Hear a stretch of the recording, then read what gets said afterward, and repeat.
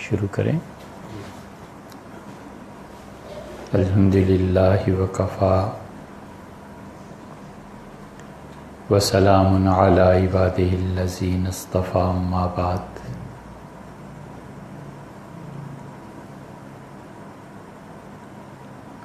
اللہ تعالیٰ کی عادت یہ ہے کہ وہ اپنے ہر بندے کے ساتھ اس کی اپنی طلب کے مطابق سلوک کرتا ہے.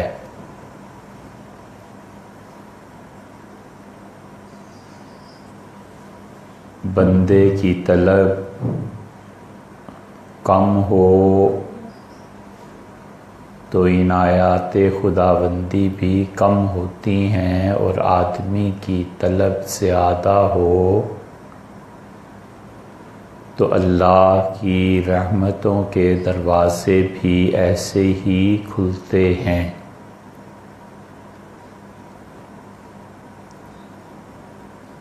اگرچہ خود یہ طلب یہ بھی انہی کی عنایت ہے اور ان کا تھوڑا انعام بھی بہت ہے، مگر انسان پر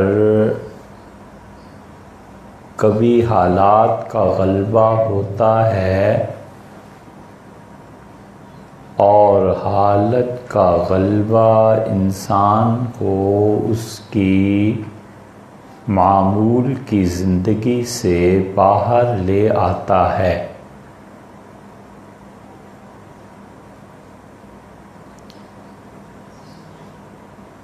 اللہ تعالیٰ کی مخلوق میں سب سے زیادہ خوش قسمت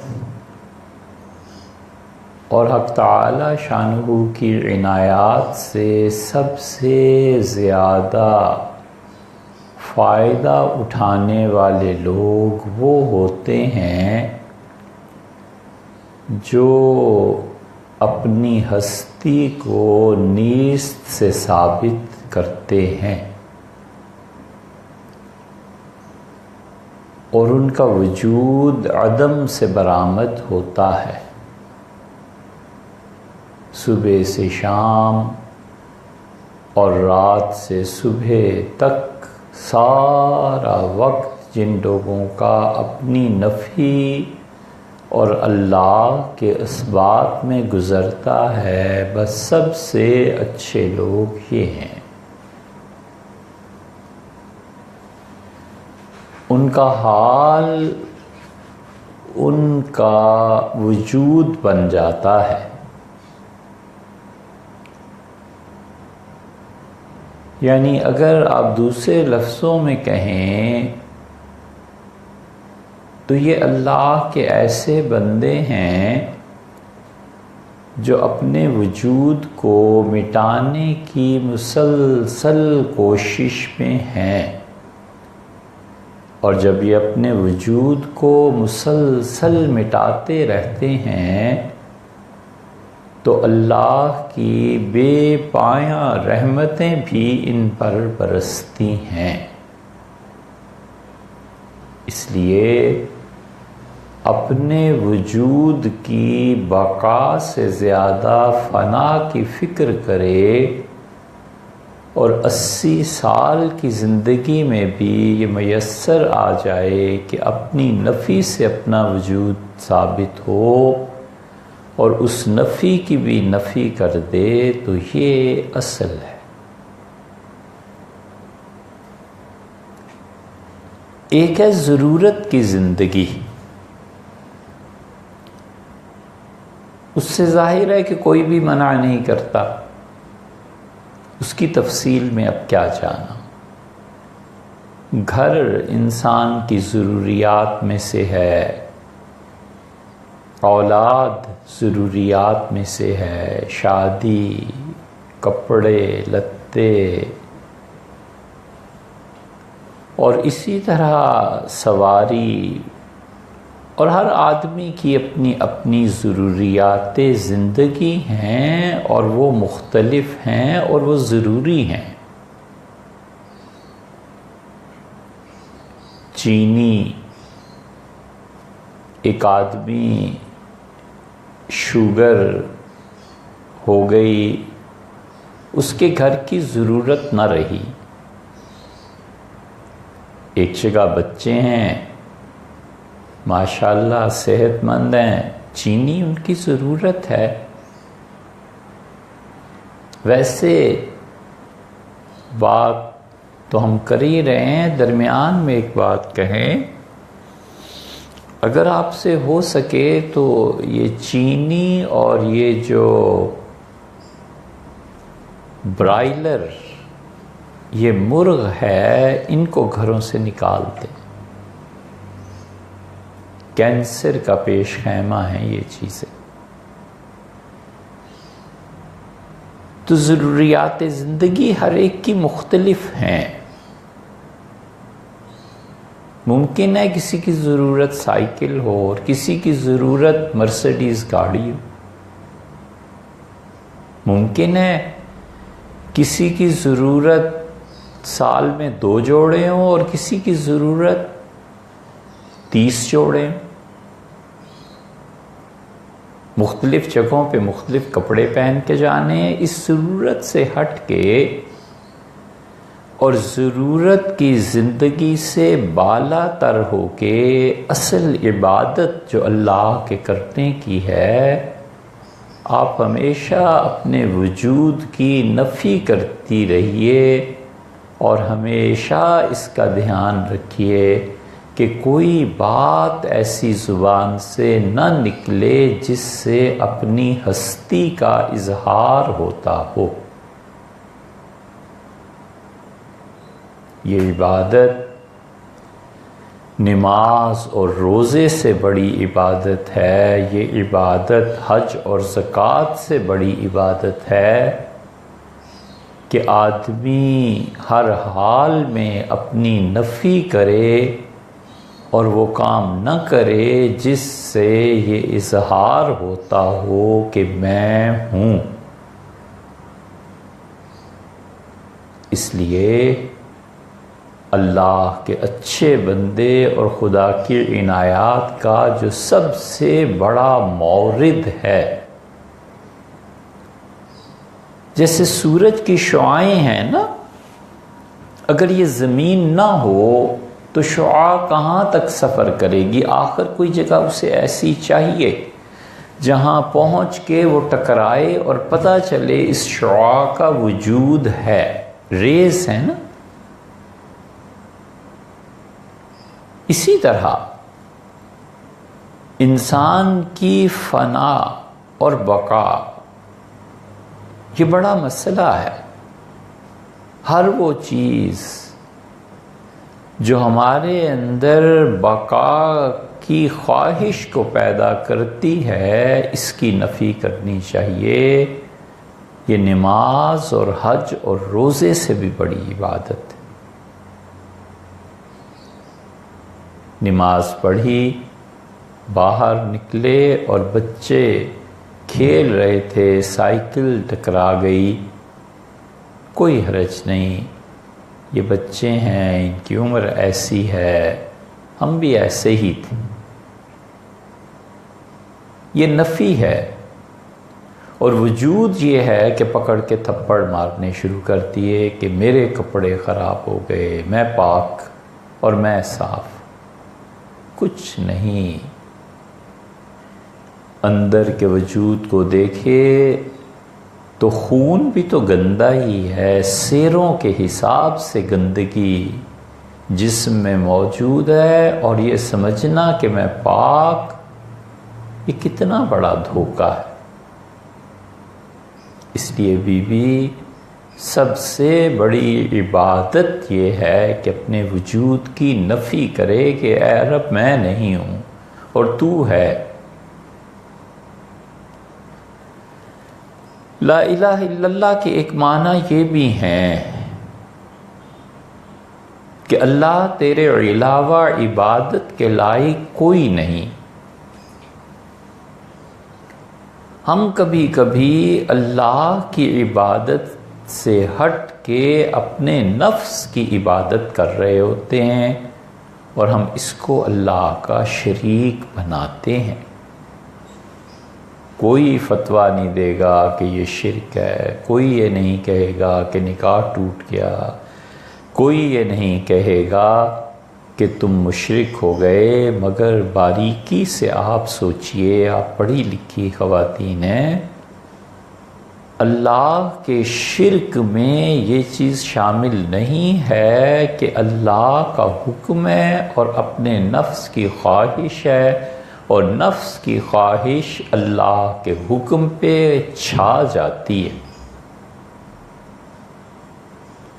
خدا کہتا ہے نماز پڑھو، اپنا وجود ہے نا، نفی نہیں نا ہوئی اپنی۔ یہ کہتی ہے میں سوؤں گی، پڑھ لیں گے نماز۔ اے یار، اللہ کا حکم ہے، اللہ کہہ رہا ہے۔ ایسی شریف بچیاں، ماں باپ بیمار ہو جائیں، بھائی بہنیں بیمار ہو جائیں تو رات رات بھر جگ کے گزارا کرتی ہیں۔ یہ کیا ہے؟ یہ اپنا فنا ہونا ہی تو ہے، اور جو مریض ہے اس کی بقا ہی تو مطلوب ہے کہ یہ باقی رہے، خدا اس سے زندگی دے۔ اسی طرح اللہ جب کہتا ہے یہ کام کرو، اس کے مقابلے میں یہ کہنا کہ میں نہیں کرتی، یہ اپنی ذات ہی تو ہے، اپنا ہی وجود ہے، اپنا ہی نفس ہے۔ یہ اندر دعویٰ نہیں ہے کہ تیرے مقابلے میں ہوں۔ اس لیے یہ ایسی عبادت ہے کہ ساری عبادتوں کی جڑ ہے، اور دنیا میں یہ جتنا فساد نظر آتا ہے، یہ سب کا سب اپنے وجود کا فساد ہے کہ میں ہوں، کچھ نہیں۔ اس کی عنایات جب شامل حال ہوتی ہیں تو پچھلی صفوں کو اٹھا کر اگلوں سے ملا دیتا ہے، اور اس کی نظر کرم ہٹ جائے تو امامت کے مسلح سے اٹھا کر جہنم کے گڑھے میں پھینک دے۔ بے نیاز ذات ہے۔ اس لیے ہر وہ چیز جو دعویٰ پیدا کرتی ہے باطل ہے، ہر وہ چیز جو یہ شو کرے کہ ایگزسٹ کر رہی ہوں میں، غلط ہے۔ ضروریات زندگی یہ پوری ہوں، مانگنا نہ پڑے، اللہ تعالیٰ حفاظت فرمائے۔ اور ضروریات زندگی میں سادگی، رہائش میں، کھانے پینے میں سادگی یہ رہے، اور سوچ بہت اعلیٰ ہو۔ کیا کہنے اس مومن خاتون کے، سادہ زندگی، اور ایک ایک جملہ اس کا ایسا، نانی اور دادی اور ماں کہ کتاب لکھیں بچے تو ایک جملہ پوری کتاب چاہتا ہے۔ اس لیے اللہ کا فضل سب سے زیادہ ان لوگوں کو ملتا ہے جو اپنے وجود کی نفی کرتے رہتے ہیں کہ اے اللہ تو ہی تو ہے اور میں کچھ نہیں، میرا وجود، میرے دعوے سب باطل، سب ختم، کچھ نہیں۔ جو تو چاہے وہ ہوگا، جو تو نہیں چاہتا وہ نہیں ہوگا،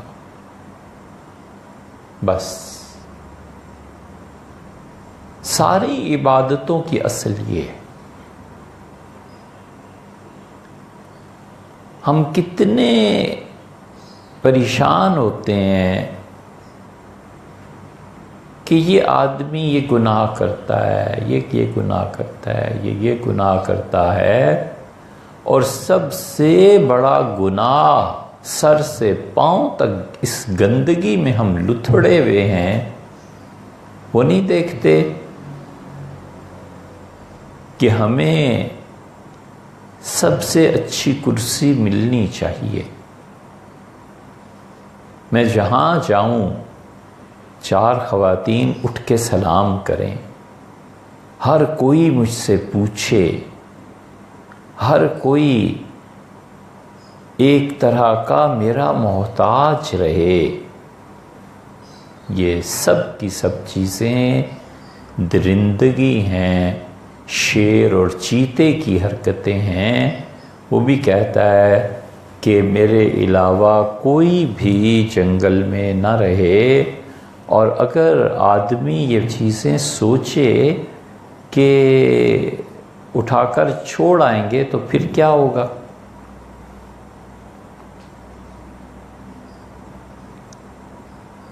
ایک جھگڑا دیکھا بھائی، ایک مرتبہ میلوڈی میں ایک دکان ہے، وہاں ٹائر بدلتے ہیں، ٹائر کی دکان ہے، تو گئے کسی وجہ سے، تو ضرورت سے، تو وہاں وہ جھگڑا ہی شروع ہو گیا باپ بیٹے میں، کہ وہ کہہ رہا تھا کہ 4 ٹائر بدلیں، وہ کہہ رہا تھا بیٹے 2 بالکل ٹھیک ہیں، ضرورت کیا ہے آخر ان کو بدلنے کی؟ تو وہ ذرا سی تکرار ہو گئی۔ تو ہم نے اس بچے سے کہا کہ بیٹے ایک بات، وہ جمعہ میں ہی پڑھتے تھے، پہچانے اور سلام دعا کر، ہم کہا ایک بات عرض کریں، کہنے کے کہیے۔ ہم نے کہا 4 ٹائروں کی فکر ہے، اور وہ جو 4 اٹھا کر لے جائیں گے اور کھڈے میں ڈال دیں گے، اس دن بھی کہو گے کہ کون اٹھائے اور کون نہ اٹھائے۔ یہی حال ہے ہم سب کا۔ یہ سب کھیل اور فساد اپنے وجود کا ہے کہ میں ہوں، میری مانو۔ کیوں نہ ہم سب اس پہ آ جائیں کہ اللہ کی مانو۔ کتنی اچھی بات حضرت ابراہیم علیہ السلام نے کہی، انہوں نے کہا کہ وَجْنُبْنِي وَبُنَيَّ أَن نَعْبُدَ الْأَصْنَامَ، اللہ مجھے اور میری اولاد کو بچا اس سے کہ ہم بتوں کی پرستش کریں۔ اور پھر یہ بھی عرض کیا کہ اضللن کثیرا من الناس، اللہ ان بتوں کی عبادت نے تیری بہت سی مخلوق کو گمراہ کر دیا۔ فمن تبعنی فانہ منی، اللہ جو میری مان کے چلے وہ ہم میں سے ہی ہے، میری ملت میں سے ہے، اے رب میرے پیچھے چلنے والوں میں سے ہے، قیامت میں یعنی میرے ساتھ ہی رہے گا۔ حضرت ابراہیم علیہ السلام اتنے بڑے آدمی تھے کہ رسول اللہ صلی اللہ علیہ وسلم نے فرمایا میں نے معراج میں دیکھا، انہوں نے بیت المعمور طواف کا اس کے ارادہ کیا، اور جب وہ اٹھے ہیں اپنی جگہ سے تو فرشتوں پہ کپ کپی تاری، تھر تھری تاری ہو گئی فرشتوں، اور جبریل امین جیسے فرشتے پیچھے ہٹ گئے کہ حضرت چلیں، اور وہ ان کے پیچھے چلے۔ انہوں نے کہا فمن تبعنی فانہ منی، اے رب جو میرے پیچھے چلے وہ میری اولاد، میری آل میں سے ہے، ومن عصانی، اور اللہ جو نہ چلے تو یہ نہیں کہا اسے یہ کہ یہ سزا، یہ کچھ بھی نہیں۔ انہوں نے کہا اے رب تو اس سے بھی معاف فرمانے والا ہے، اس پر رحم کرنے والا ہے۔ اس لیے کیوں نہ ہم اس پہ آ جائیں کہ نہ اپنے نفس کی مانو اور نہ میری مانو، بس جو اللہ نے کہا ہے اس سے کرو، نہیں کرتے تو ہم نے بتا دیا بیٹے آپ جانیں اللہ جانے۔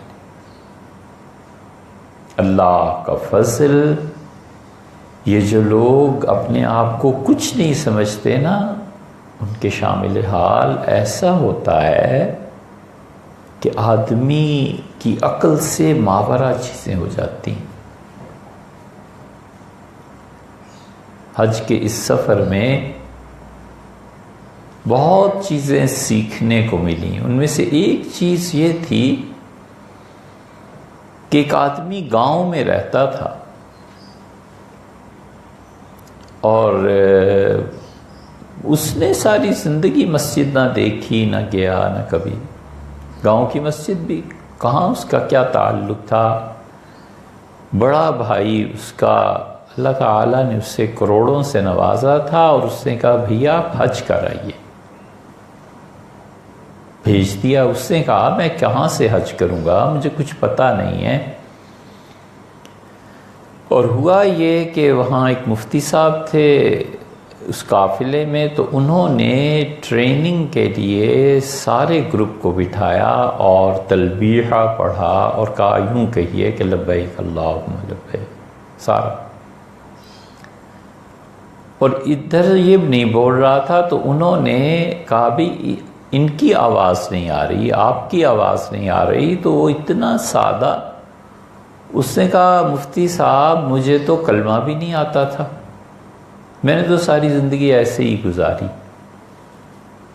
بھائی کو اللہ نے بہت مال دیا ہے، اس نے مجھ سے کہا حج کر کے آؤ، تو میں نے کہا مجھے تو کچھ آتا نہیں۔ تو 6 مہینے پہلے انہوں نے گاؤں کے مولوی صاحب سے کہا کہ میرے بھائی کو کلمہ پڑھا دو اور نماز سکھا دو، تو میں نے ایک سورہ فاتحہ، ایک سورہ اخلاص، قل هو اللہ اور کلمہ، یہ چیزیں سیکھ لی ہیں۔ باقی جو آپ پڑھ رہے ہیں لبیک وغیرہ یہ مجھے نہیں آتا۔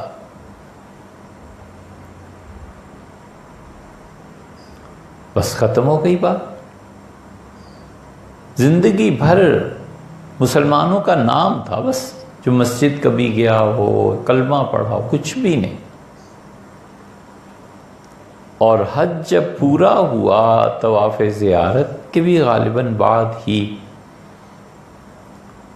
صبح ہم لوگ اٹھے تو معلوم ہوا کہ رات دل کی تکلیف ہو گئی، ہاسپٹل لے گئے، انتقال ہو گیا، اور فجر کے بعد میت کو کفن پہنا دیا، اور ظہر کے بعد حرم شریف میں لاکھوں آدمیوں نے اس کا جنازہ پڑھا۔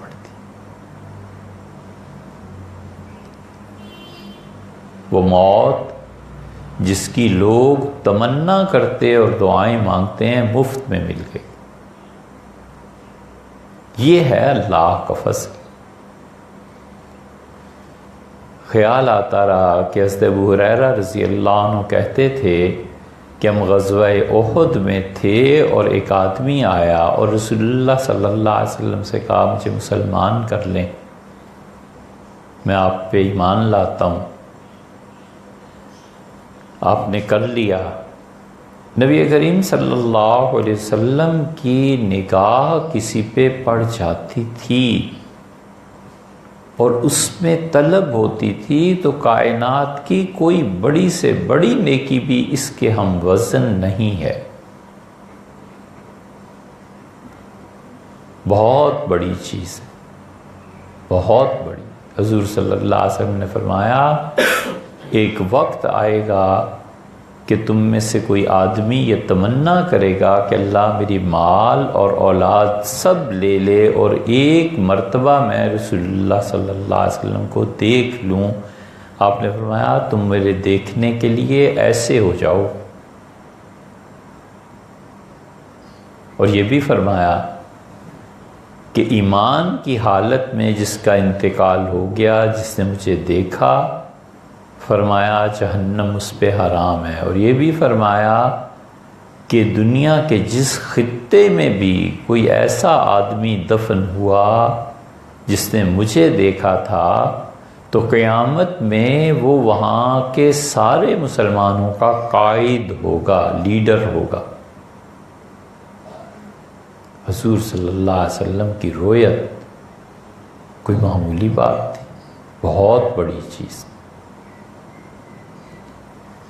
خدا اتنی لمبی زندگی دے کہ مثلاً اب 2017 ہے، قیامت کے دن تک عبادت کرتا رہے اور کوئی گناہ نہ ہو، تو یہ ساری اس کی عبادت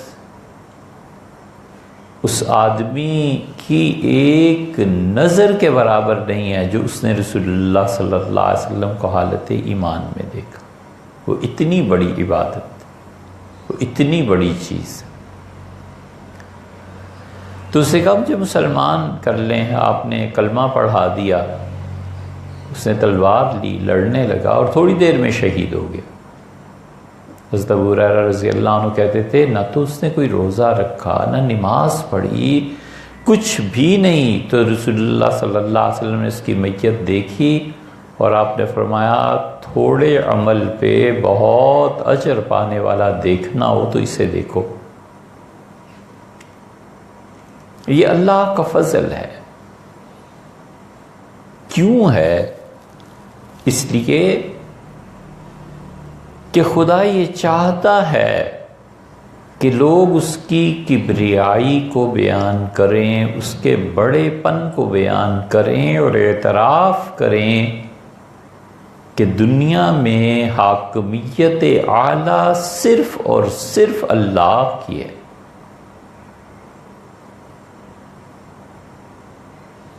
حاکمیت, بڑا پن اور بادشاہت کس کی ہو؟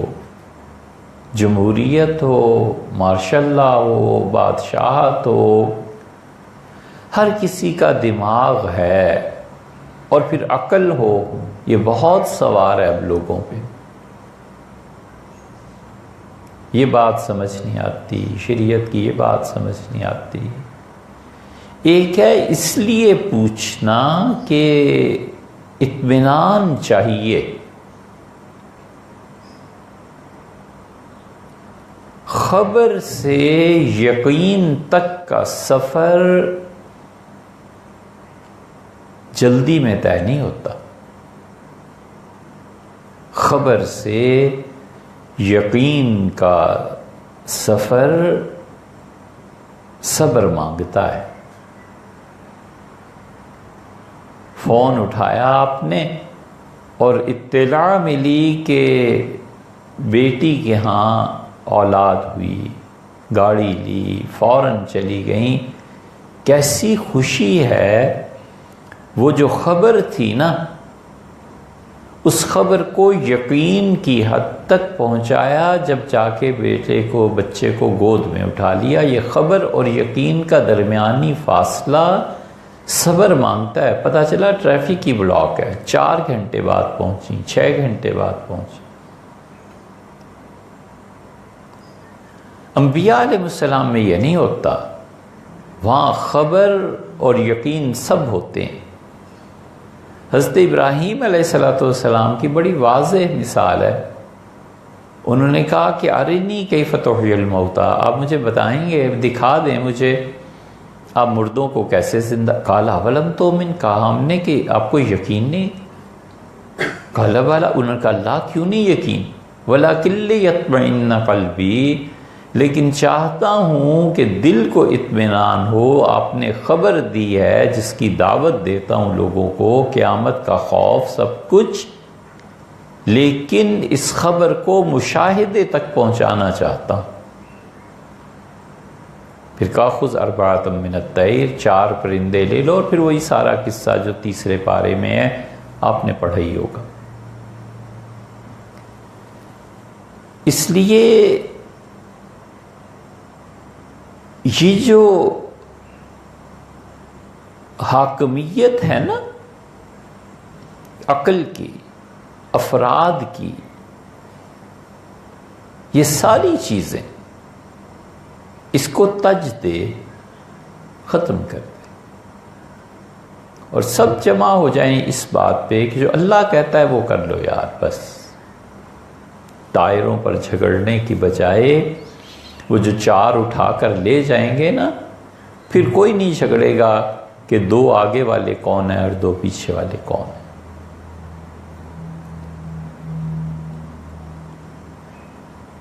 تو وجود کی نفی کرے, مٹائے اپنے آپ کو, حتیٰ کہ ایک حال طاری ہو جاتا ہے. بڑی اچھی بات ہے خوبصورت کپڑے, کون منع کرتا ہے. جیولری, ایک عمر ہوتی ہے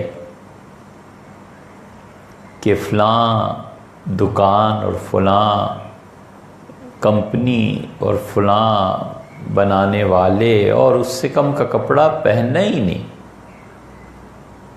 اور پھر عمر کا ایک حصہ ایسا آ جاتا ہے کہ خاتون اپنی بیٹی بہو سے کہتی ہے کہ بیٹے تمہارے ہی کپڑے پہن لوں گی.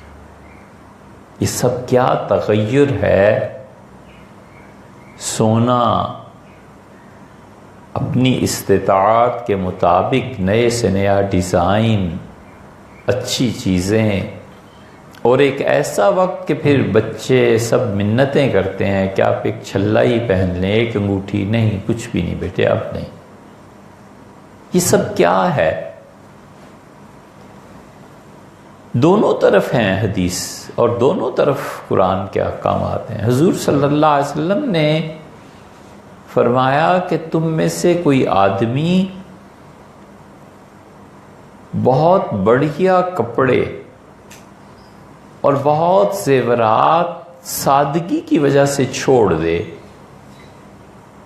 کہ زندگی میں سادہ رہنا چاہیے، تو اللہ تعالیٰ قیامت میں جنت میں اسے لباس پیش کروا دیں گے کہ جو چاہے سو چن لو، جو چاہے سو پہنو. یہ کیا ہے؟ آدمی پہ ایک حال طاری ہو جاتا ہے. عمر کے ساتھ ساتھ یہ تقاضے بدلتے رہتے ہیں، لیکن یہ جو تقاضا ہے نا کہ میں رہوں، میرے لباس کی تعریف، میرے زیورات کی تعریف، اور لوگ اپنی بیٹی بہو کسی کو بھی لائیں یا بھیجیں مجھ سے مشورہ، یہ صحیح نہیں ہے، کچھ بھی نہیں.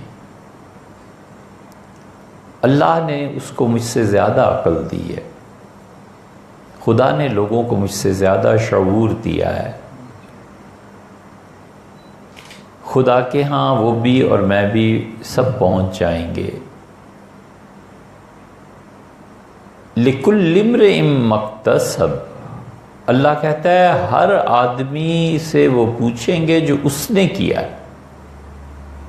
دوسری جگہ فرماتا ہے لَهَا مَا كَسَبَتْ وَعَلَيْهَا مَا اكْتَسَبَتْ، اس کو اجر دیں گے جو اچھی چیز کر کے لائے گا، اور اس کو سزا دیں گے جو اس نے کرتوت کیے ہیں. تیسری جگہ کہتا ہے اللہ تزر وازرۃ وزر اخری، اور تم میں سے کوئی کسی کا بوجھ نہیں اٹھائے گا.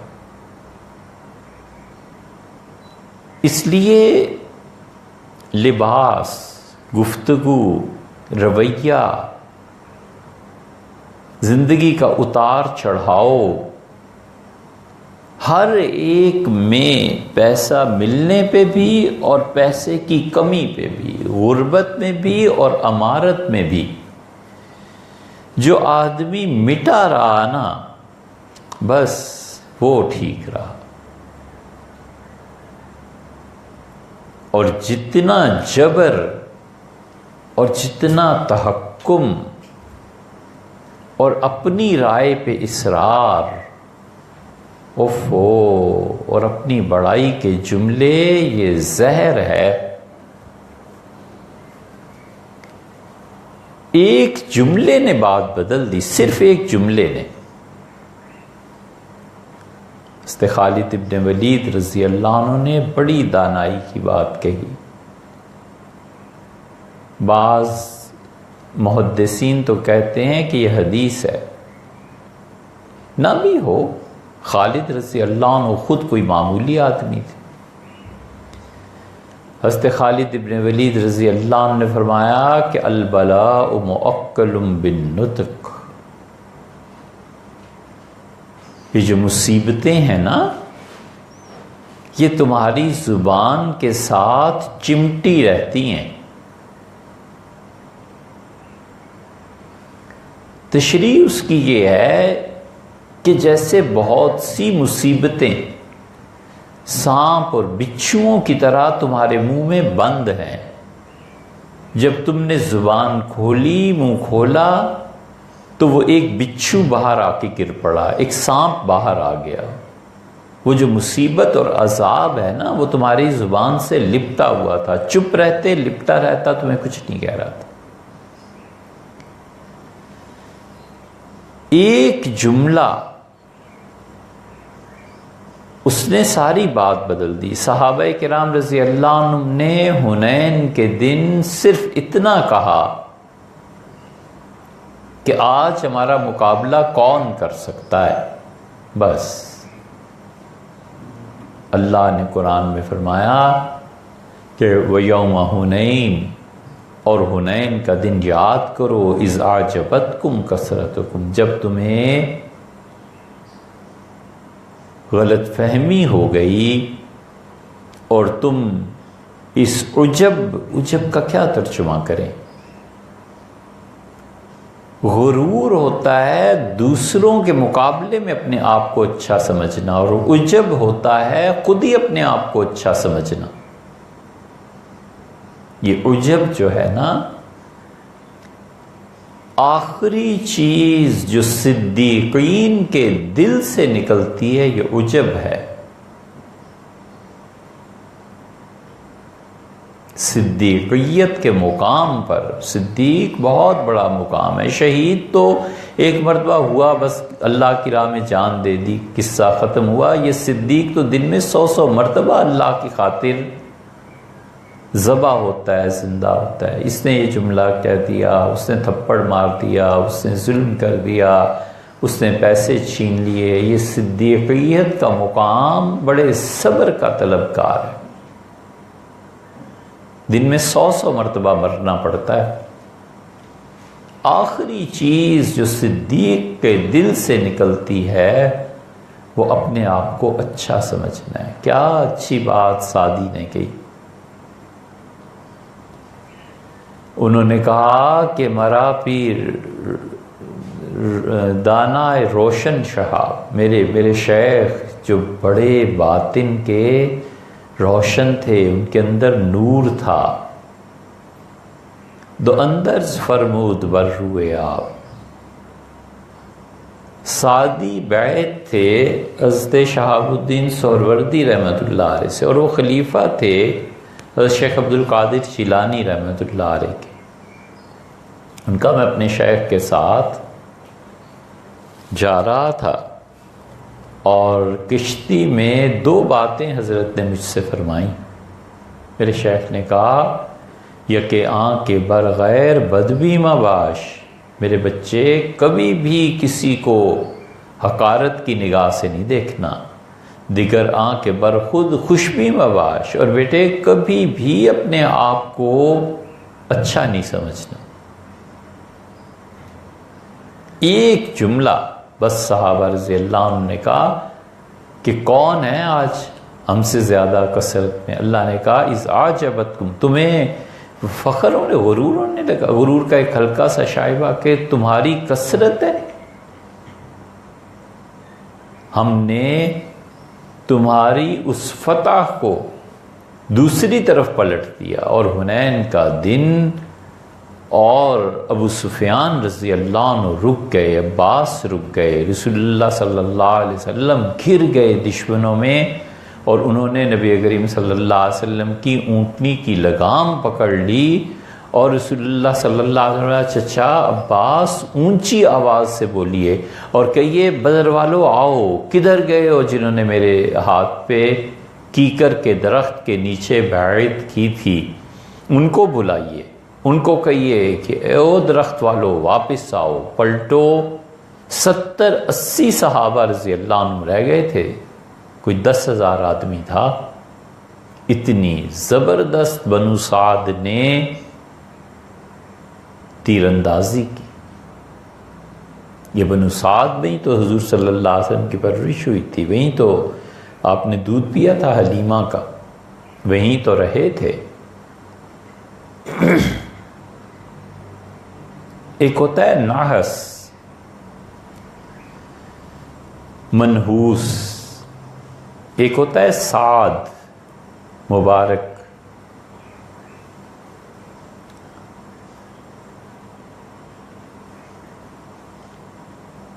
منحوس وہ چیز جس میں ناپاکی ہو، اور نحوست بھی 3 طرح کی ہوتی ہے۔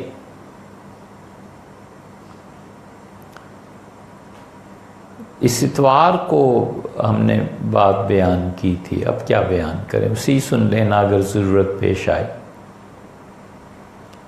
عرب سعد اس کو کہتے تھے صحیح آدمی صحیح مقصد کے لیے صحیح راستہ اختیار کرے، ناحس کے مقابلے میں ہے نا، اور منحوس سعید کے مقابلہ۔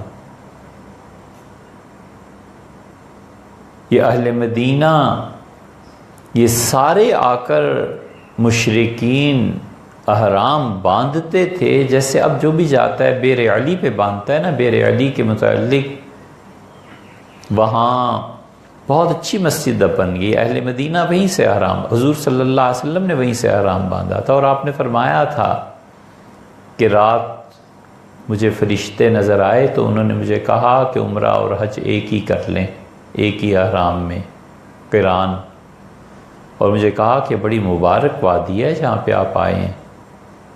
علی نام کا ایک آدمی تھا، اس نے کبھی کنویں کھدوائے تھے وہاں، تو وہ اس کے نام پہ تھا۔ تو یہ سارے عرب مدینہ منورہ کی طرف سے آتے تھے، تو سعد نام کا ایک بت تھا، وہاں نہاتے تھے، احرام باندھتے تھے۔ اس لیے اصل بات وہی ہے کہ یہ ساری مصیبت زبان سے، انہوں نے بس اتنا کہہ دیا، اللہ نے کہا حنین کا دن تمہیں غرے میں، یہ صحیح ترجمہ ہے اس کا، غرور تو نہیں کہنا چاہیے، غرے میں ڈال دیا اس بات کا کہ تم بہت ہو۔ اور حضور صلی اللہ علیہ وسلم کھڑے رہے، یہ موقع تھا، بار بار فرمایا ابن عبد المطلب، میں عبد المطلب کا پوتا ہوں، انا النبی لا کذب، میں جھوٹا نبی نہیں ہوں،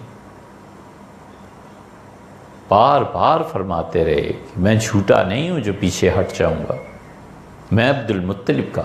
اور ایک جملہ کیسا فرمایا، یہ عورتوں کو سوچنا چاہیے، یہ آپ اس جملے کو یاد رکھیے اور اسے اپنی بچیوں تک پہنچائیے۔ آپ نے فرمایا انا ابن العواتق، میں نے عاتقاؤں کا دودھ پیا ہے، جن کا دودھ پیا تھا رسول اللہ صلی اللہ علیہ وسلم نے، ان ماؤں پر فخر کا اظہار فرمایا کہ عاتقہ نام کی بہت سی خواتین ہیں جن کا میں نے دودھ پیا ہے، میں پیچھے ہٹ جاؤں گا؟ اسی لیے رسول اللہ صلی اللہ علیہ وسلم نے فرمایا تھا کہ عورت ماں اپنی جوانی میں بچے کو دودھ پلانے سے گریز کرتی ہے تاکہ اس کی جوانی برقرار رہے، اور فرمایا اس کا نقصان 18 سال کے بعد ظاہر ہوتا ہے جب اس کا بچہ گھوڑے کی پیٹھ پہ جم کے نہیں بیٹھ سکتا۔ یہ مائیں جو دودھ نہیں نہ پلاتی، یہ جو ظلم کرتی ہیں، 20 سال بعد پتہ چلتا ہے کہ بچہ جوان ہو کے کیا بنا۔ اس دودھ کے اثرات موت تک رہتے ہیں۔ ماں کا دودھ چھا جاتا ہے انسان کی شخصیت۔ اسی لیے اللہ کہتا ہے یرضین اولادہن حولین کاملین، انہیں چاہیے کہ اپنے بچوں کو 2 سال تک دودھ پلائیں۔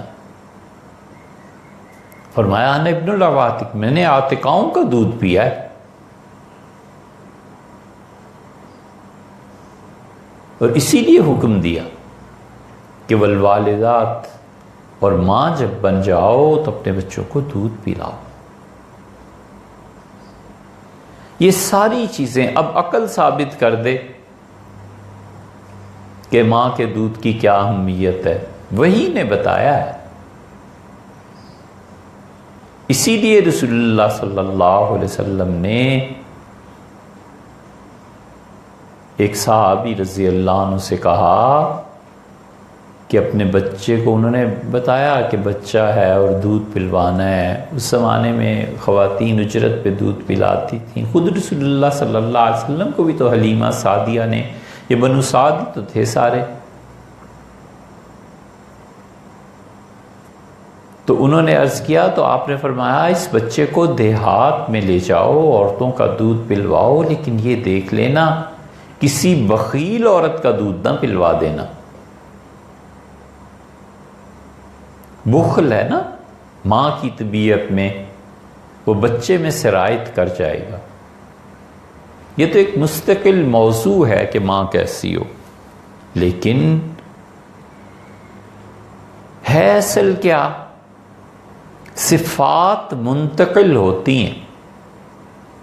تو رسول اللہ صلی اللہ علیہ وسلم نے اس دن فرمایا کہ میں نے عاتقاؤں کا دودھ پیا ہے، میں عبد المطلب کا پوتا ہوں، خون میرا عبد المطلب سے ملتا ہے، دودھ میرا پرورش میں عاتقاؤں سے ملتا ہے، انن نبی لک، میں جھوٹا نبی نہیں ہوں۔ اور آپ نے فرمایا چچا بلائیے۔ اور حضرت عباس رضی اللہ عنہ کے متعلق آتا ہے، صحابہ رضی اللہ عنہ کہتے تھے کہ وہ احد پہاڑ پہ کھڑے ہو کے آواز دیتے تھے، اتنے جہیر الصوت تھے، اتنی بلند آواز تھی ان کی کہ ہم مسجد نبوی میں ان کی آواز سنتے تھے 3-4 میل تک۔ ہوتا ہوگا کچھ، واللہ اعلم۔ ایک جملہ کا خالد رضی اللہ عنہ کہتے تھے ہماری کایا پلٹ گئی۔ اس لیے یہ زندگی کی مصیبتیں جو ہیں نا یہ زبان کے ساتھ ہیں۔ مذاق اڑانا دوسروں، شیخ نے اسی لیے ان کو کہا کہ سعدی میرے بیٹے کبھی دوسرے کو حقارت کی نظر سے نہیں دیکھنا، کبھی اپنے آپ کو اچھی نظر سے نہیں دیکھنا۔ یہ سب چیزیں اس وقت ہیں جب آپ اصل عبادت پر پہنچیں، اور وہ ہے اپنی نفی۔ ہر بات میں، ہر چیز میں اپنی نفی کہ میں کچھ نہیں، میری رائے کچھ نہیں، میری عقل کچھ نہیں۔ حسن، خوبصورتی سب مٹی میں مل جائے گی۔ قرآن کریم نے تاریخ کا ذکر کیا ہے، ارض القرآن۔ ہمیں تلاش ہوئی کہ قرآن نے یہ جو اس زمین کا ذکر کیا ہے، یہ زمین کہاں ہے؟ تو پڑھتے پڑھتے پتہ چلا وہاں ایک ملکہ کی حکومت تھی، اور اس کے زمانے میں قحط پڑ گیا تھا، اور اس نے خط لکھا حضرت یوسف علیہ السلام کو کہ ہمارے ملک میں قحط پڑ گیا ہے اور گندم بھجوا دیں۔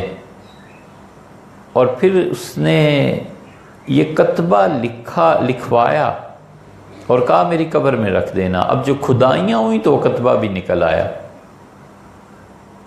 اس کی قبر سے ہیرے جواہرات، اتنا بڑا ایک خوبصورت پیالہ بھرا ہوا برآمد ہوا، اور اس نے لکھوایا کہ میں اس وقت دنیا کے تمام جواہرات کی مالکہ ہوں، لیکن بھوک سے مر رہی ہوں۔